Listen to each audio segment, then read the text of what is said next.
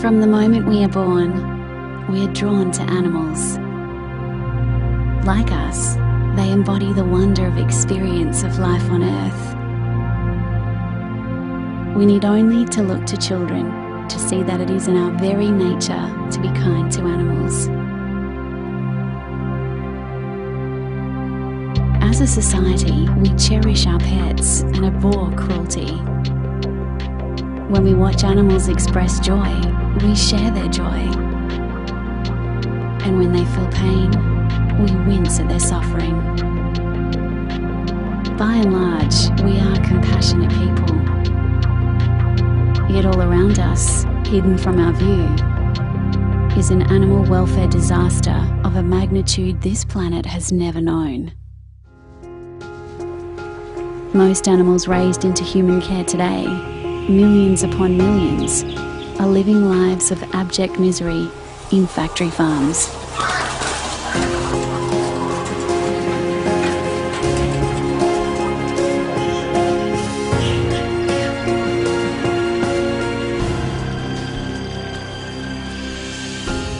How could a compassionate society ever have agreed to this? The truth is, we didn't. I had no idea that millions of animals are being kept like this. Seriously, I had no idea. This is a bombshell. I had thought that the law protected all animals from cruelty. I'd thought so too.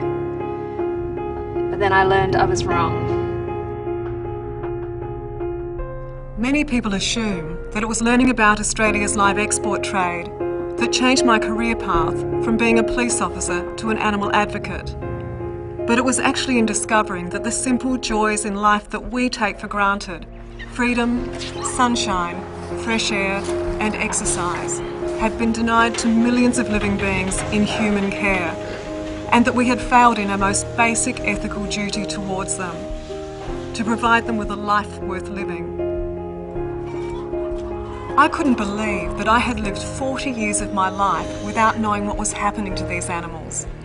And then I realised we're not supposed to know, because these industries can only exist if they're hidden from public view. For every human being on planet Earth, there are up to 10 times as many animals raised for human consumption every year. Most people only ever encounter them in the form of neatly packaged products on supermarket shelves. But these animals live somewhere. Where have they been hidden? The answer, of course, is factory farms. Thousands of them.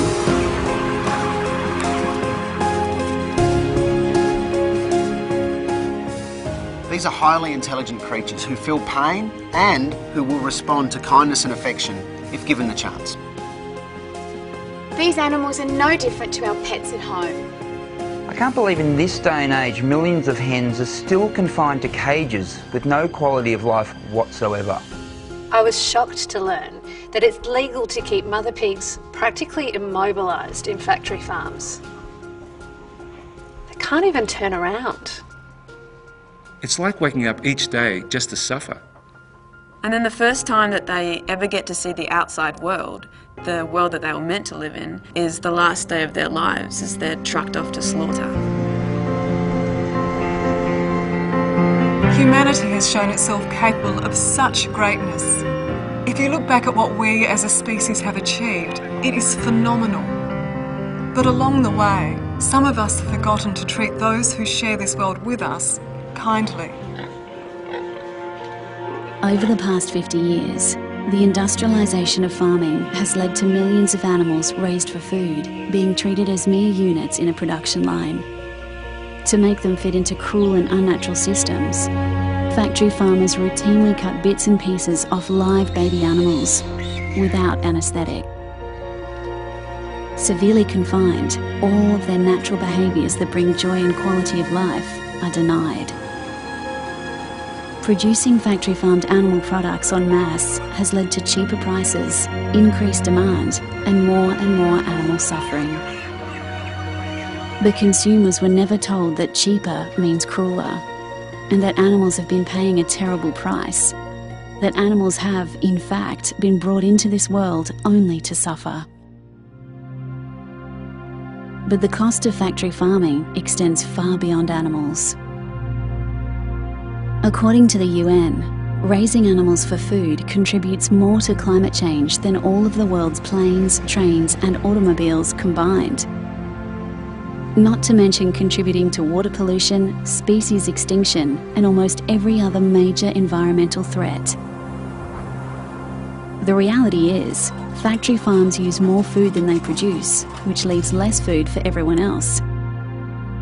At a time when globally, nearly 1 billion people are suffering from malnutrition, 1/3 of the world's edible cereal harvest is being fed to farm animals. That cereal would be enough to feed about 3 billion people. So why haven't governments stepped in to stop this? Because animals can't vote. But thankfully, we don't need government action to create a kinder world for these animals. The choices we make can set them free. Around the world, consumer choice is driving change. We believe in a world without factory farming. I believe in a world without factory farming. I believe I believe in a world without factory farming. Without factory farming. I believe in a world without factory farming. So how can we make it possible? Factory farming is the only way to meet the current demand for these products, a demand that would never have existed had we known how these animals were being treated. Now that their secret is out, we have the chance to change that demand to one that will ensure a kinder world for these animals. It's as simple as refusing to buy factory farm products and making kinder choices. So, here's how we're going to make it possible. I'm refusing to buy factory farmed products. I'm making it possible by eating less meat. I'm choosing to be meat-free. Head to makeitpossible.com to make your personal pledge. While you're there, get the action pack. Importantly, share this video so that because of you, someone else can make it possible too. Or donate and reach thousands by helping to get the Make It Possible TV ad to the masses. If we're going to win the fight against factory farming, our campaign needs to be smart and relentless. We're seeking 5,000 people to help fund Make It Possible into 2013 and beyond.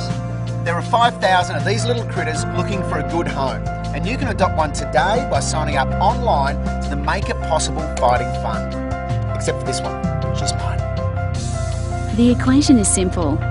For every person told, every video shared, someone who is unknowingly supporting factory farming is given the power to join us in making informed, kinder choices. All animals deserve to be provided with a life worth living, just like Lucy here. Right, Lucy? That was a yes. She's someone, not something. This is our time on this planet. Imagine for a moment what you want our legacy to be. Do we want to be remembered as cruel or kind? Selfish? Or selfless. Merciless or merciful. There are many things in this world that we are powerless to change, but this is not one of them. This is our time on this planet. Let's create history together.